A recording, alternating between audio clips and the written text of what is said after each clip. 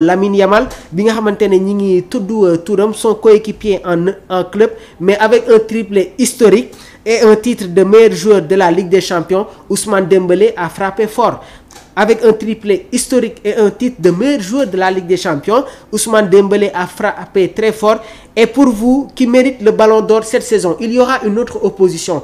Espagne war na football ak équipe bi nga xamante ne moom mooy France. Donc il y aura un autre duel entre Lamine Yamal ak Ousmane Dembélé. Ça va être décisif. Donc les joueurs vont se départager après ce résultat bi nga xamante ne war na am ci bi la choc. Toujours sur la Ligue des Nations, Portugal wala jongante ak équipe bii di Allemagne, la Mannschaft qui retrouve vraiment cette équipe des Bleus. Il y a eu des changements sur la liste de Didier Deschamps.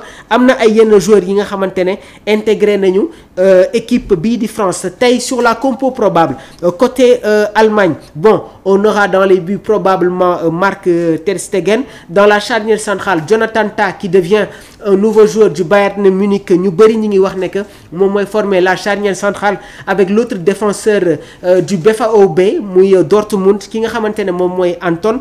Au niveau du couloir droit, on aura Joshua Kimmich.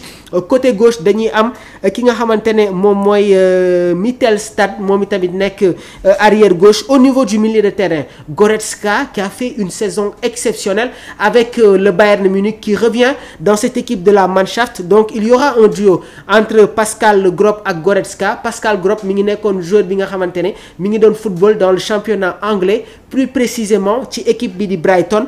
Et en attaque il y aura du feu, il y aura de l'explosivité. Serge Gnabry, Florian Wirtz, Leroy Sané ak tamit attaquant bi Stuttgart bii di Woltemade moom itamit nekk une nouvelle révélation au sein de la Bundesliga. Côté Portugal dañuy am dans les buts Diogo Costa nekk gardien ci équipe bii di Porto. Au niveau de la charnière centrale, Ruben Diaz ak Renato Veiga bi muy nekk fële nga xamante ne moom mooy ci FC Bâle dans le championnat suisse. Il jouait comme milieu de terrain. Bi mu ñëwee Chelsea, il a tellement été polyvalent. Football na défenseur central, football na milieu de terrain, football na arrière gauche. Jamono ji nag il a été recruté par la Juventus de Turin sous forme de prêt et il s'impose dans la charnière de la vieille dame. Comme arrière gauche, Nuno Mendes récemment champion d'Europe avec le Paris Saint-Germain. Diogo Dalot qui évolue fi nga xamante ne moom mooy ca Manchester United. Au niveau du milieu de terrain, Palhinha di football ci équipe bi di Bayern Munich. Joao Neves, Bruno Fernandes, Bernardo Silva comme excentré droite, Raphaël Leao comme excentré gauche.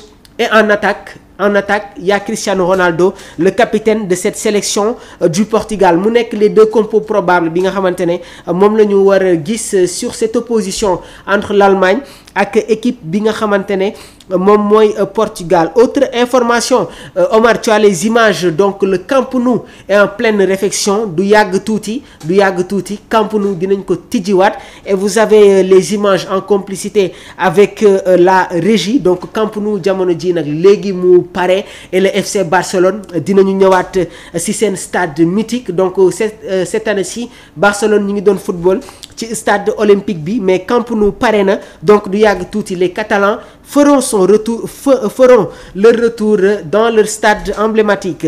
Et autre information toujours sur le Ballon d'Or day concerner tamit Adrien Rabiot nekk jamono ji milieu de terrain ci équipe bii di Olympique de Marseille. Adrien Rabiot vote pour Ousmane Dembélé au Ballon d'Or. Interrogé par la Gazzetta dello Sport, le milieu de terrain de l'Olympique de Marseille mi ngi estimé que son coéquipier en équipe de France mérite de remporter le trophée. Pour moi, Dembélé le mérite, ayant remporté la Ligue des Champions avec un rôle décisif sur le terrain de manière constante. Est-ce que vous êtes d'accord avec lui? Moi, je suis tout à fait d'accord avec lui. Ousmane Dembélé a de grandes chances de remporter le Ballon d'Or. Bu ñu fàtte ne aussi il y a la Coupe du Monde des clubs et le Paris Saint-Germain dinañu football cette Coupe du Monde des clubs. Carlo Ancelotti a dirigé sa première séance d'entraînement avec le Brésil. Carlo Ancelotti nekk jamono ji entraîneur de la Seleção. Il retrouve des joueurs comme Rodrigo, comme Vinicius Junior. Rodrigo n'a pas été convoqué à cause des pépins physiques. Ouais, il y a une jeune pépite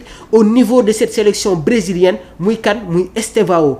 Estevao qui a été recruté par équipe bi nga xamante ne moom mooy Chelsea nekkoon tamit joueur ci équipe bi di Palmeiras dans le championnat brésilien, un excellent joueur attaquant. Donc Carlo Ancelotti utilisé na ko dans son schéma. Il y aura un nouveau schéma parce que gis nañ ne que déjà il y a un schéma en losange qui se dessine avec des joueurs très techniques au niveau du milieu de terrain.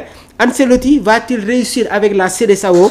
On attend vos réactions. Donc premier match pour l'entraîneur italien dans la nuit du 5 au 6 juin contre l'Équateur. C'est parti pour les rumeurs transferts. Alerte info, la bataille Real de Madrid Paris Saint-Germain est en cours sur le marché pour Franco Mastantuono mu nekk tamit un jeune argentin. Comme révélé hier, le Real de Madrid reste intéressé par la signature de cette pépite. Jamono ji nag y a des discussions yi nga xamante ne mi ngi en cours. Le Paris Saint-Germain fait partie des favoris depuis des semaines alors que jamono ji